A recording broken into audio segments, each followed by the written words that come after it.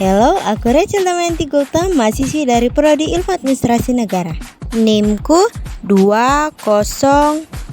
Sebentar, boleh kita sebar NIM kita di sosial media ya? Suddenly my stupidity overflowing. Let's skip, I'll not share my NIM on social media. Sebelum kita mulai, berhubung video ini dikumpulkan lewat sosial media, aku bakalan berusaha menyampaikan informasi dengan santai. Sudah berjajar tugas video, maka dari itu sedikit sulit menentukan konsep, so I'll go with aesthetic theme. I took so much picture of me because I don't record any single video. Karena dinding rumahku tidak estetik sesuai dengan konsep. Video duduk kemudian menjelaskan apa membaca, it's so boring. Let's try another concept, let's go.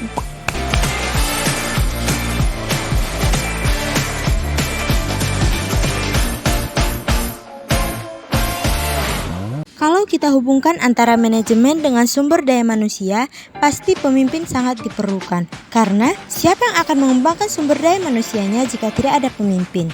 Karena tugas pemimpin itu ialah mengelola, mengarahkan, mempengaruhi, memerintah, dan memotivasi karyawan-karyawannya. Kemudian, sepenting apa peranan seorang pemimpin dalam organisasi? Pentingnya adalah dia yang menentukan kegagalan atau berhasilnya sebuah perusahaan. Walaupun begitu, dalam organisasi anggota dan pemimpin sama pentingnya, karena diperlukan kerjasama antara pemimpin dan bawahan agar tercipta keberhasilan sebuah organisasi. Setiap individu termasuk pemimpin pasti memiliki sifat yang berbeda-beda, termasuk dengan gaya kepemimpinan. Setiap pemimpin memiliki gaya yang berbeda-beda karena gaya kepemimpinan adalah suatu cara pemimpin untuk mempengaruhi bawahannya agar mereka mau bekerja sama dan bekerja secara produktif untuk mencapai tujuan organisasi. Seorang pemimpin memegang kunci untuk mengendalikan sebuah organisasi. Mengingat banyaknya gaya-gaya kepemimpinan, oleh karena itu kita perlu menyesuaikan diri akan karakter pemimpin kita. Berikut ini merupakan gaya-gaya kepemimpinan. Yang pertama, demokratis. Gaya kepemimpinan demokratis mengusung konsep demokrasi. Pemimpin yang demokratis mau untuk selalu berdiskusi dengan anak buahnya. Gaya ini sebenarnya mencoba mengambil masukan dari setiap anak buah agar mampu mendapatkan keputusan yang terbaik dan yang paling banyak didukung. Kelemahan dari gaya kepemimpinan ini adalah dalam mengambil keputusan akan mengambil waktu yang sangat lama.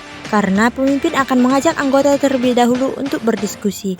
Bayangkan seorang pemimpin yang memimpin sebuah negara, tiba-tiba di negara kedatangan sebuah alien. Di ujung sana sudah ada 100 rakyat yang termakan oleh alien. Kemudian pemimpinnya bertindak seperti ini. Oke, kita diskusi dulu. 1 jam kemudian setelah mereka diskusi, dia pun ikut mati termakan alien. Gaya kepemimpinan selanjutnya adalah visioner. Sesuai namanya, pemimpin visioner mampu memberikan ide dengan rencana yang dapat dimanfaatkan untuk masa depan organisasinya. Bahkan, ide dan rencana ini belum dapat terpikirkan oleh pihak yang lainnya. Pemimpin visioner memiliki gaya kepemimpinan yang berani mengambil risiko, mau mendengarkan masukan, serta bertanggung jawab. Bahkan pemimpin visioner juga berani untuk mendengarkan kritikan terhadapnya. Kemudian yang ketiga adalah gaya kepemimpinan multikultural. Gaya kepemimpinan ini diaplikasikan dalam perusahaan yang karyawannya memiliki lintas budaya.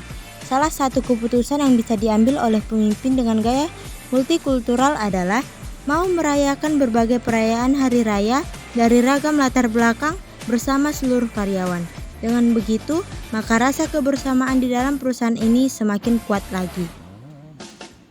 Kemudian yang keempat, gaya kepemimpinan strategis.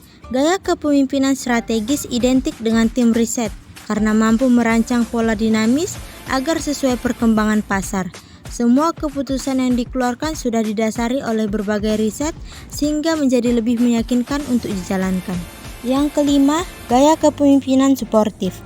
Pemimpin yang bersifat suportif memiliki berbagai ciri-ciri serta mampu menguntungkan pihak bawahan juga. Keenam, gaya kepemimpinan autokratis. Seorang dengan gaya kepemimpinan ini memiliki kuasa penuh di dalam memimpin. Pemimpin autokratis akan mengambil keputusan secara mutlak tanpa meminta masukan dari bawahan. Bahkan, pemimpin autokratis jarang membuka komunikasi dengan bawahan sehingga ada kesan hubungan yang jauh dan kaku.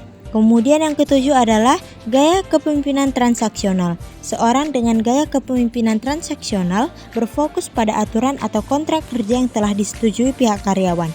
bawahan juga tidak bisa memberikan masukan ataupun kritik terhadap kinerja divisi tersebut, karena pemimpin ini sangat berorientasi kepada pencapaian target.